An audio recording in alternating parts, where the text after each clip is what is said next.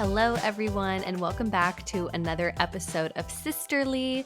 You are here with your co hosts, Rebecca and Olivia, and we are so glad to be back with you after an impromptu hiatus last week. You We are might have so thought we were sorry. ghosting you, but don't worry, we're not. We're back.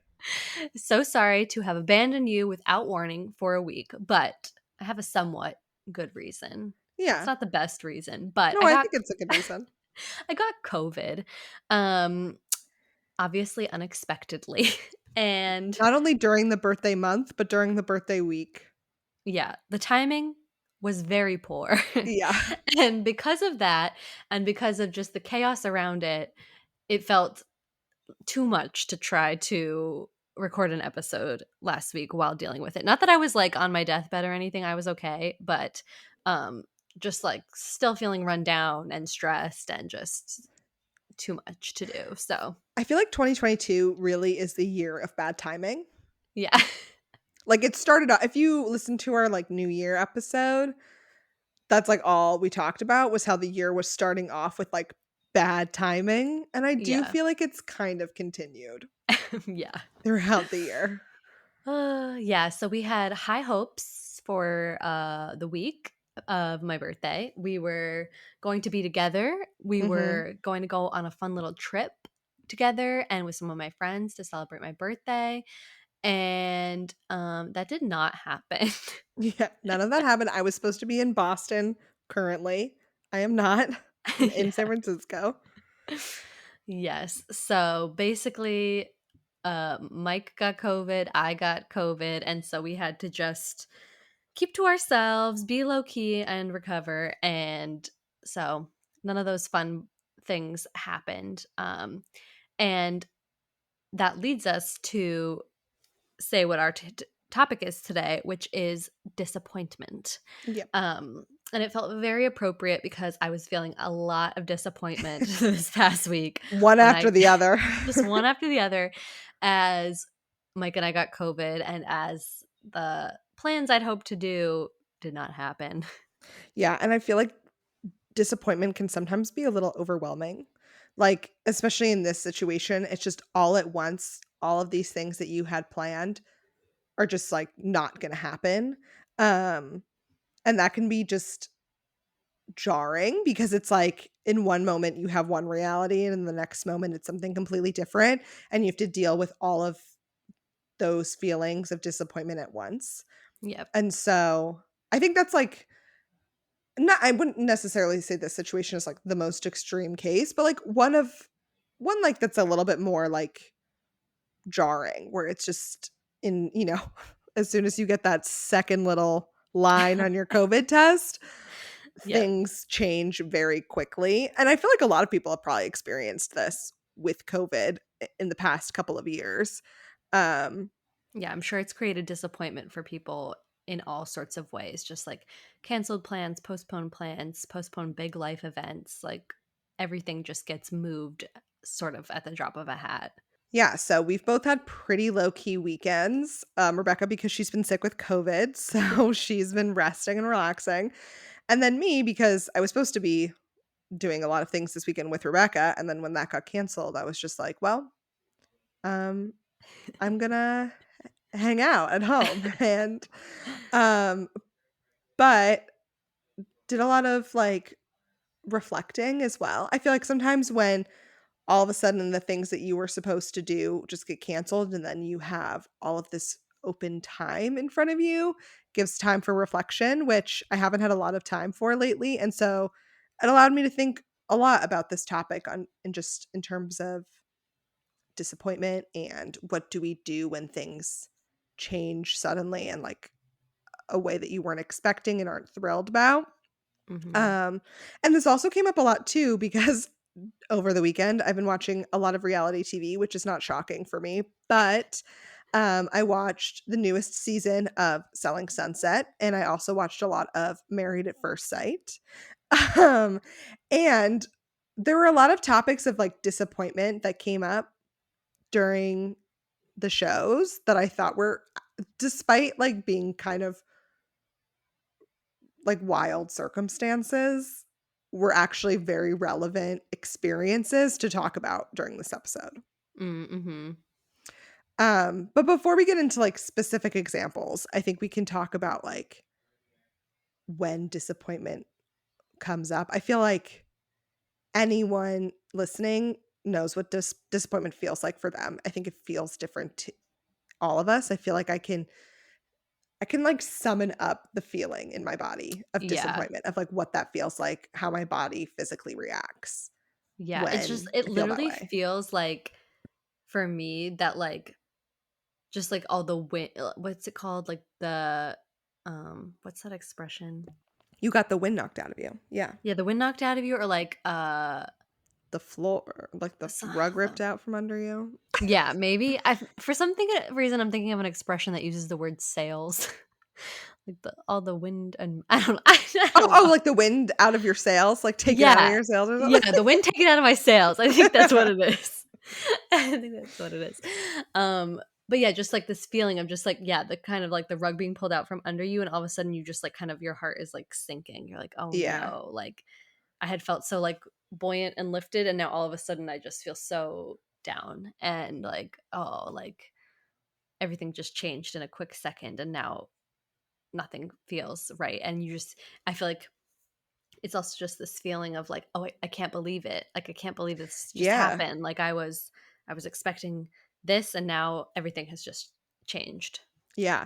And I think it's interesting to no one wants to feel disappointed, and I think a lot of people avoid that feeling.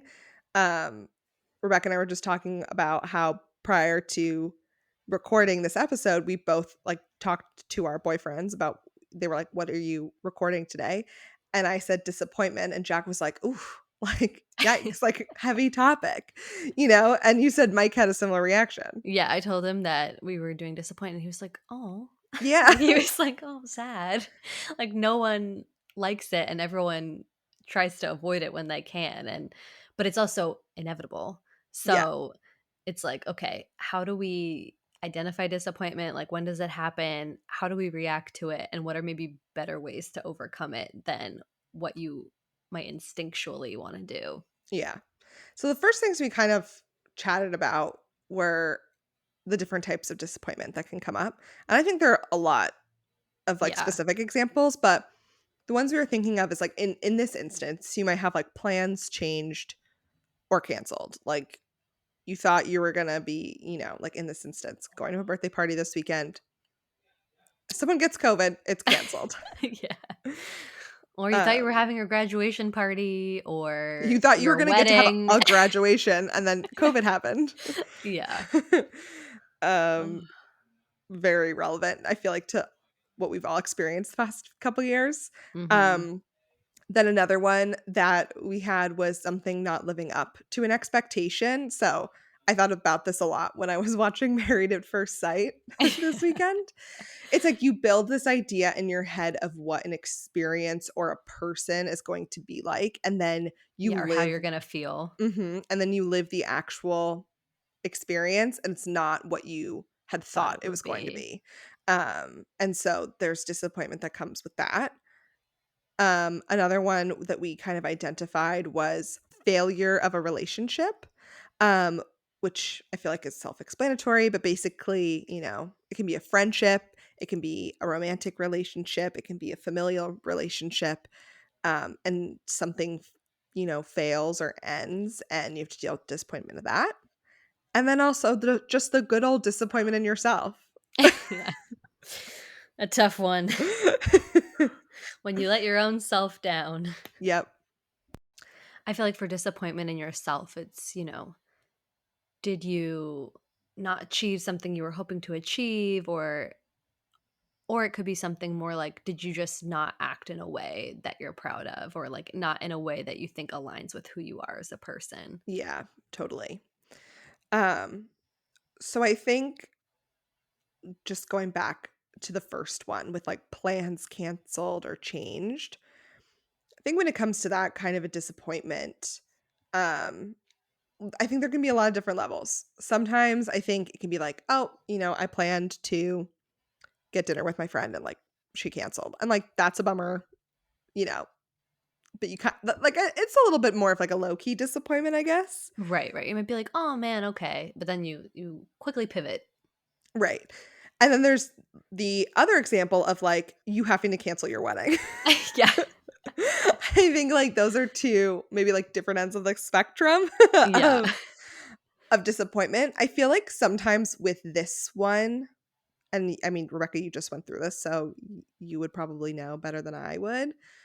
There's the obvious disappointment sometimes when it's like for in your case, it was like it was your birthday, so you can't necessarily have your birthday, like, the actual day again, but sometimes there is the upside of, like, you can reschedule or replan something.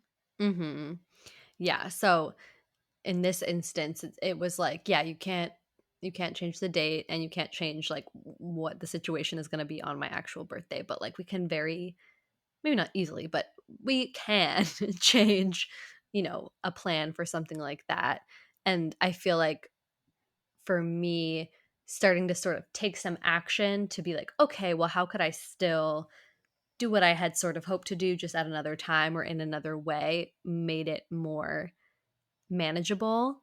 Um, I don't know if this is, like, jumping ahead, but we were also thinking about, like, how do we react to disappointment? So, like, in this Mhm. situation where I'm like, "Oh, great, I have COVID, and this week is not gonna go how I planned," you know, before I got even to really, like, experiencing disappointment, I tried to preempt my disappointment. I tried to, uh first be like, what is this like, what could I possibly do to not be disappointed? So, like, before I knew I had COVID, I was like, I'm probably sick, but what if I don't have COVID? What if I could do something else? Like, what if it will be fine? What if I can still make it happen?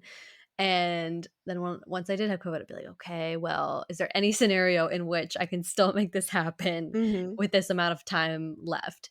And once the answer was clearly no, then it's like, okay, well, gotta get over the denial part and just start working towards the like acceptance and turning it around. But we were saying, we think you kind of almost have to go through like the stages of grief when you are experiencing disappointment because disappointment is a kind of grief. You're like mourning what you thought was going to be and are left with what is. And if it doesn't meet your expectations or it's different than you thought, like that is kind of a bit like grief. Um, so once you get past the denial stage, I think what makes sense to do next is to actually feel the disappointment. But I have a hard time doing that, as I'm sure most people do. But so I try to skip that part and go right to the um, just making other plans stage or distracting myself.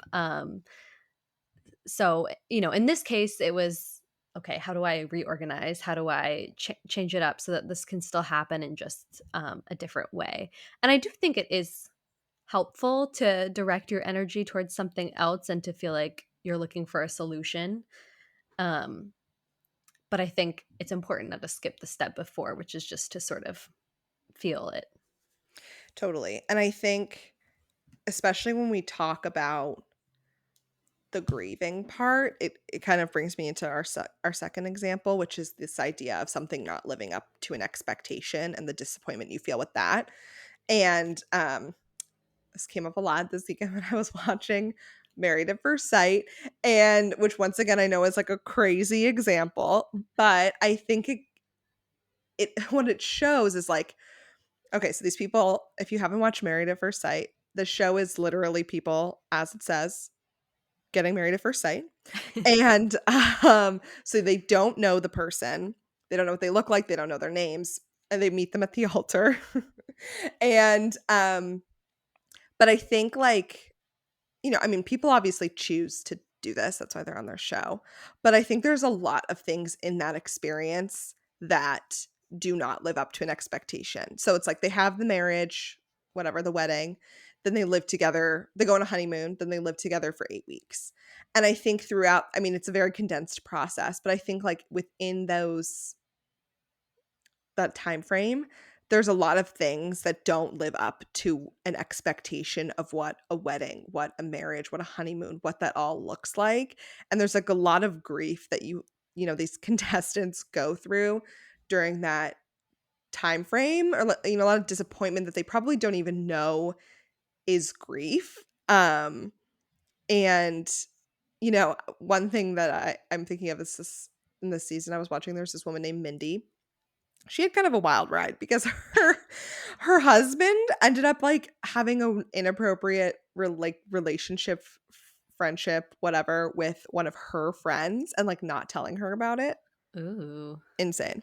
But anywho, like, in that instance, she kind of realized, like, her relationship was done, and so it kind of just came to a halt all of a sudden, and so she all of a sudden had to, like, go through all this disappointment of, like, she had a wedding that now is not what she thought it was going to be. She had a honeymoon that now did not lead into something longer. She's supposed to live with this guy. He didn't want to live with her. She has to grieve, like, all of these experiences, all this disappointment, this relationship ending, and her friend betraying her and her spouse betraying her. Um, and all these expectations she probably had for what the beginning of marriage was like supposed to look like. And Yeah. um so I was thinking about it a lot. Once again, that's like a very unique example, but I think there are a lot of times in life where, especially in major milestones, there's either your own expectation or a societal expectation or those combined that lead to this reality in your head of what something is going to be like. I guess I Mhm. shouldn't say reality in your head, an image in your head of what it's going to look like, and the reality is very different from what you pictured.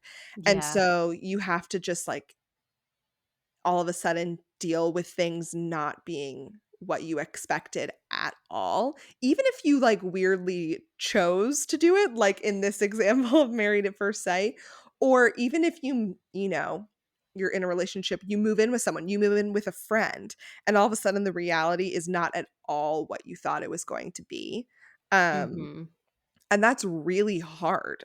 I think about Yeah. that a lot too with college. Like, when I went to college, there were definitely things that did not live up to what I thought they were going to be or were just different than I thought, but I still enjoyed college, like, as an experience. But I know people who really didn't enjoy college. Like, it was not for them. Like, maybe the education part was good, or like they liked their major, but like the social aspect or just like the lifestyle was not what they wanted it to be or not what they thought it was going to be. And Mhm. so you have to live with this, like, major, for a lot of people, feels like a rite of passage of, like, going to college. You have to deal with the fact that that is not at all what you thought it was gonna be, and, like, that's really hard, especially when there are a lot of people next to you who are like, "Oh, that was great." It's like, "No, college was great," or, like, in the case of Married at First Sight, it's like, "Oh, my wedding was amazing. My relationship was amazing." Like, you just have to deal with maybe your experience not being the same as everybody else's Yeah. and the I feel grief that like comes with that. I have to, like, even think about this for myself because I feel like I'm a person who has a very active imagination, and I Same. have, like, a great capacity to, imagine things in my head about, like, how a thing could be or what could happen that is, like, not based in reality whatsoever, but just like I don't know, just like, oh well, that could happen, or they could do this, or it could be like this. And I think I sometimes have the tendency to want to make things be really magical or like out of a book or Mhm. something. And then I have to like remind myself sometimes that like real life isn't a rom-com or a book that I read, and that not every moment can be like that. And to sort of set my expectations to be like still, positive, still what I want, but also more realistic. Like I can't get disappointed, or I shouldn't let myself feel disappointed just because something wasn't like straight out of a movie. Um Yeah. But I think, like, kind of challenging you there, because 'cause you're like, "I shouldn't let myself get disappointed when things yeah, aren't like that's the they thing. are I straight try out of to a movie." preempt it.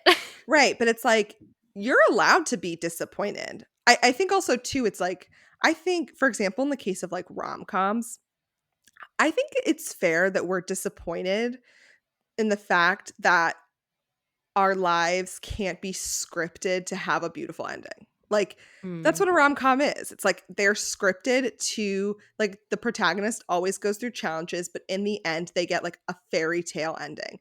And that's a lot of what society throws at us is like, this is how life works, right? Like, if you go through X, Y, and Z challenges, you will get your fairy tale ending. And that's not how life works. And I think that we're allowed to be disappointed in that. And the fact that we're presented a fairy tale and like then that's not what we end up getting, you know? I think Yeah. that that's allowed. I think you just have to also maybe accept that disappointment and try to not sit like you no don't sit in it too long, I guess. Like accept that that's a valid disappointment, but come up with coping skills that allow you to still move on and enjoy your life even if, you don't get a flash mob at the end with Justin Timberlake declaring his love for you. Like that's just what comes to my mind. Oh my gosh, that movie with Mila Kunis. Yeah, and it literally ends in a flash mob. Pretty wild. Um, but yeah, I think something not living up to an expectation is a disappointment that I feel a lot because like you, I also have a very overactive imagination. And it doesn't help that the kind of movies and TV shows and books that we're into are like fantasy, romance, like Yeah, they're all fiction. they're all fiction, like, they're all very, yeah, like, never gonna happen in real life, so that probably doesn't help with that, but is just our lived reality. But I think this one also ties pretty strongly into failure of a relationship, which is kind of what I was also talking about when I was using my married at first sight example because I think failure of a relationship is also something that's not living up to an expectation because I think most of the time when people get into relationships, they aren't expecting it to fail. Right. Or like that's not they don't see it ending. I mean, I think sometimes people do that and that's a whole other thing, but I would say For the most of the most time part. that's not what people are expecting when they get into a relationship. They're expecting that it's gonna end well, or Yeah, not or end at especially. all. Right, right, right, right. Or especially something like a marriage, like you're saying with married at first sight, like people come to marriage with a lot of expectations for what the marriage is. Like one, they expect it not to end Yeah, usually, and like they expect it to be successful. They expect to feel happy. They expect like that they're going to feel like fulfilled, and then they also I think have a lot of expectations about like what their lives together looks like and like the milestones that they'll experience together and even things as early on as like what their wedding will be, like how that will look, how that will go. um, and I think there's so much backstory to like people's expectations about something like that, both from like their own childhoods, like their mhm, parents' marriage, like society, like media, like what are their friends doing, that by the time you get to that point, you have so many expectations, even if you don't really know exactly what those are until you realize they're not met. totally, and I think that a lot of these feelings can come up too in not only romantic relationships, I think there can be disappointment in the failure of a relationship in your family, maybe not even a failure, but it just looks different Hmm. than other people's, or it's not as strong as you want it to be. And that can be really disappointing, and you have to go through a lot of grieving of that. Or, we've talked on other episodes a lot about like the ends of a friendship or the failure of a friendship. I mean, you don't become friends with someone expecting to then one day not be their friend at all. Like that is really disappointing. And I think when it comes to failures of a relationship and the disappointment that comes with that, it is a lot of the process of grieving because I think also when it comes to grief too, it comes in waves a lot. Like there's obviously the first big disappointment or the big, grief that you have to go through. And then as you proceed through your life, it kind of comes back in waves. And I Hmm. think especially with the failure of any type of relationship, that kind of disappointment isn't one that just stops. Like Yeah. Maybe with your like a canceled plan, it's like the disappointment might end when you then get to, reschedule or you make a different plan and it ends up being super fun. Like that's kind of when it ends. But when it comes to something like the failure of some type of relationship, like the disappointment in that, I don't think ever really just completely goes away. I think Right. it It's can not get a so lot easily better. like substituted. And I Totally. think that the time frame on that is just a lot longer. Yeah. And I think about that too a lot when it comes to like friendships. I think most of the time, for me personally, that disappointment has faded with like friends that I am no longer friends with because they have new relationships, I have new relationships. But then all of a sudden, like something will pop up on your social media and you're disappointed all over again that you're not a part of, their lives anymore. And so you kind of have to deal with like a mini disappointment again that you haven't thought of in a while. Um, so I don't know that I have any like great advice or like takeaway from that. It's just more of like a noting of like how disappointment can kind of come, yeah, in waves and ebbs and flows, I guess. Yeah, we were saying that, before we started recording, we tried to look up some articles about, how do you deal with disappointment? How does one overcome disappointment? And let me tell you, the articles themselves were disappointing. I did not think that there was a lot of So bad, you uh guys, so bad. a lot of great content, at least in the first few articles that I looked at about how to deal with disappointment. Some of them were things like know your heart and What does that like mean? Someone let me just know like what it means to know your heart. it was a lot of like vague pleasantries that I felt like No, weren't my favorite was go for a run. What? I know. I'm like, And that's not gonna make me get over my disappointment. That's just gonna give me a new problem that I yeah, have to deal with. that's such a specific like, a specific piece of advice. "Oh, Dylan, go for a run." I heard 4 miles is the perfect disappointment run. Yeah, I'm just like, I guess, except then I'm just gonna disappoint myself when I try to go for a long run and I like find myself like Yeah, passed out on the side of great. the Now I road. have another form of disappointment, thank you so much. One was find Uh, peace. right. I was like, all right, easier said than done article. Like, That aren't we sounds all trying to find peace? that Like, sounds like the entire, like, goal of Buddhism. Like, you're right. literally like, I'm A sorry. lot to put on my That shoulders. is what scholars have been trying to find for thousands of years. So, like, thank you so much for suggesting that I find that today in the next 20 minutes. Be out here Uh, meditating, trying to find right. eternal peace. Thank you. It's insane. Exactly. So the bar is low for advice giving on Yes, disappointment. seriously. So Olivia and I are going to try and think of a few that are maybe better than these articles that God, really I hope disappointed. so. It would be such a tragedy to be worse than these articles. Yeah. Well, so the first thing that I was going to say is a way to do my favorite thing, which is to preempt disappointment, which you can't Mhm. do, but is a way to maybe avoid disappointment in certain scenarios, which is to first figure out what your expectations are for something. So, um, you know, in planning an event or even in something like getting into a relationship with someone, like know what your expectations for those things are Mhm. and then also communicate them to Yep. the other people around you who are involved in making that expectation a reality or not because you know it might not actually avoid the disappointment, but if you're a little bit upfront with yourself about what your expectations are and you're upfront with other people about what your expectations are, they can let you know if they can't meet them, if they know that right Right. away. Like they might be like, like on the ultimatum, "Oh, you want children? I don't want children." So, Right. expectation's not gonna be met. Right. That's still disappointing. However, it wastes a lot less time. Yep. It does, it does. Also, I think along that line, like, setting realistic expectations, like Rebecca and Right. I were just talking about, like, Like, am I it's gonna end up a queen in a castle? Probably not. Let's probably let go not. of that expectation. Right, and that's upsetting, but Can I live in Bridgerton? No, I can't. no. Upsetting, but reality. Right, so, like, we kind of accept the reality that we're in.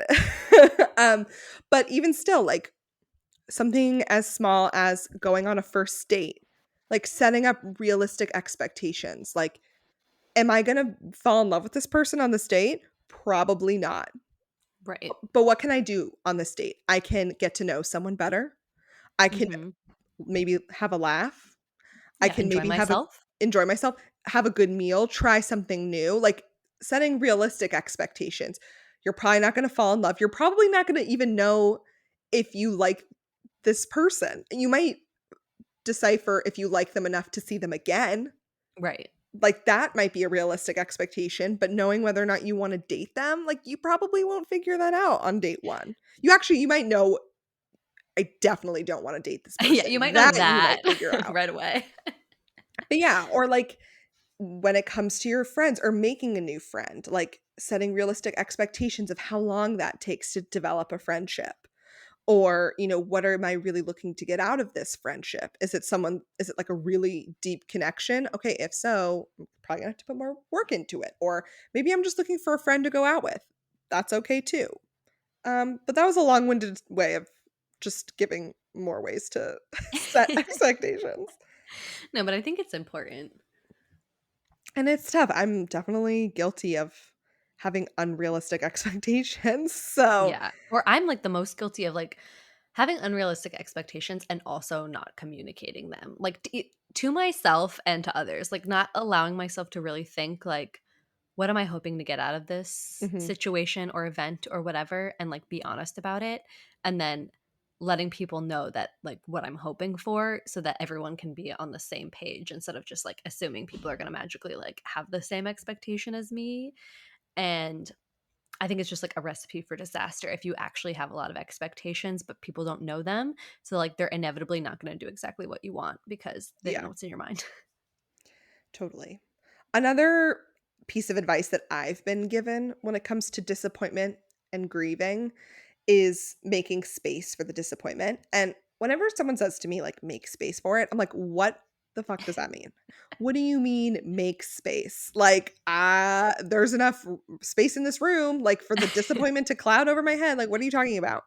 And when I was speaking with one of my mental health professionals. I don't know why I said it like that, but, um, she was telling me that what that can look like is setting aside 10 minutes to journal or to sit there and think about what has been disappointing. Like, if it's the end of a relationship, like, sit there for 10 minutes and, I don't know, maybe cry. Like, maybe that's what you need. Or, try to process those emotions in your head. And then after those 10 minutes, then you go and find something else to distract you.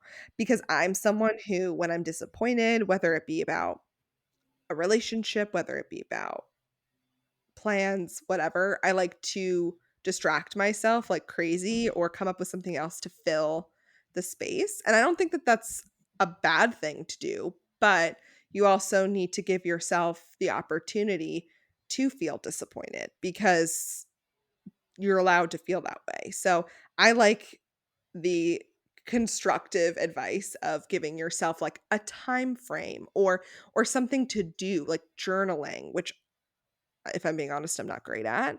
Um, but if you're someone artistic, like you could, you know, put those emotions into some form of like poetry or drawing or writing or something, to kind of process those emotions and then distract yourself. Yeah. Yeah, but just like taking that key step because I feel like there's also something to be said that like I am a person who's definitely like tries to just skip over the negative emotions and just like go into like action mode, like do something else. But I feel like what I've learned, what my therapist has told me is that when you skip over that step, it doesn't actually go away. It just like stays in your body. And so it just like comes out at like some other point. It either Mhm. comes out at like an inappropriate time Yeah. or it could come out just like way after the fact and then you're very confused by the emotion because you don't know why you're feeling it at a time when like the trigger for what it was like isn't there anymore. Right. And so it's better to just like let it happen in the moment so that your body isn't like holding on to it later. Totally. Yeah, because I really do think that, like, your body kind of holds those things in. Yeah. I don't know if this is such a tangent, but, like, if you've ever seen those videos of people who get, like, massages to help with, like, body trauma? Anyhow, you should look those up on TikTok. It's, like, people who, like, Really? get massages and it's supposed to help, like, relieve, like, the physical trauma of things in your body. It's Mm. wild. Anywho, I suggest you all look it up. Okay, but back to our actual topic. So another piece of advice which we kind of just talked about was like finding something else to occupy your time and maybe take your mind off of the disappointment. Yeah, or And finding like an alternative solution to a yes. thing that had to be changed or, not what it originally was. Yes. So like in Like my case, if I'm trying to hang out with some friends and my sister for my birthday, but I can't because I have COVID. It's like, okay, well, can I try and hang out with them at a different point in time? And it will be exactly the same, but it'll be pretty dang close. And, it doesn't have to be all or nothing. It can just be right. something else. Right. And it can be both things at once. It can be disappointing and upsetting that it didn't happen and still exciting and fun that it's going to happen in the future. Yeah. Both of those things can be true. Yeah. Um And then, Rebecca and I are always trying to be positive, so I think there's always something to be learned. You know, there's always a learning moment, a silver lining, not to be cheesy, but there's always something that we can take away from this. With in this instance, I think Rebecca and I were both bummed that the plans got canceled, but I was like, you know what? I'm actually really enjoying like having a restful weekend at home. Not I to know. I say ended that up just like chilling and it was kind of necessary. I mean, like because of the COVID as well, but yeah, also just like, you know, Mike and I spent all day watching Avengers Infinity War and Endgame and just like relaxing and like cleaning up the apartment, which it really needed. And like, it's fine.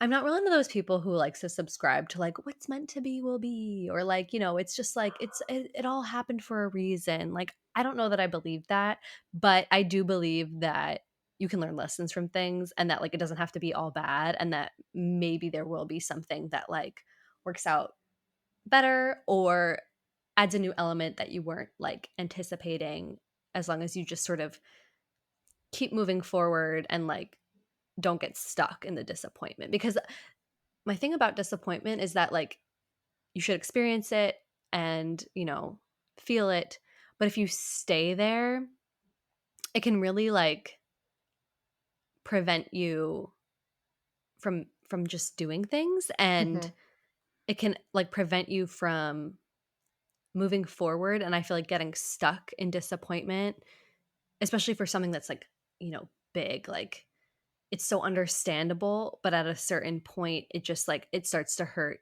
you more than I feel like it should be given the power to. I don't right. know.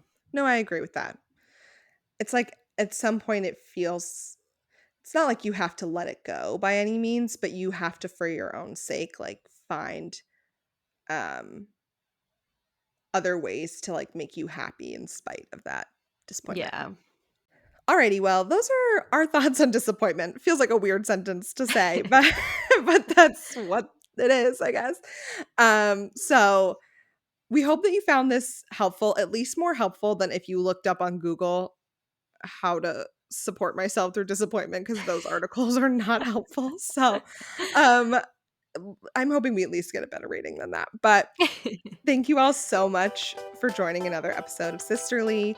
We're so happy to be back after our quick little hiatus. Um, we're I hope you weren't disappointed that there wasn't an episode last oh week, and if Lord, you were, don't I'm tell us. sorry. No. I'm kidding. Um, but we're so excited to be back, and we can't wait to not see, but we can't wait to chat with you next week on another episode. Bye, everyone.